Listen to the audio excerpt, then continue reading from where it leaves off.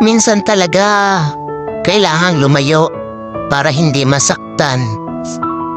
Ganyan magprito.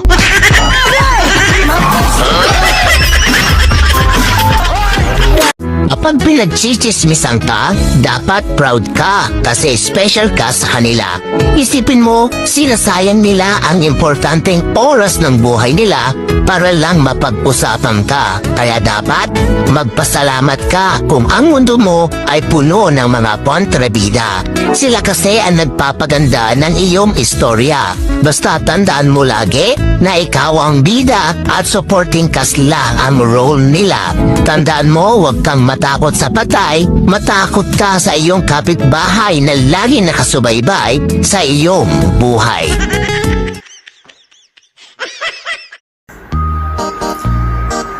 May nagchat sa akin. Bakit daw hindi ako tumatanda?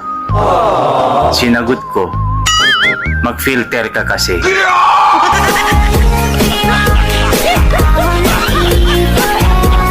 Abracadabra, gawin mo akong magaling na dancer.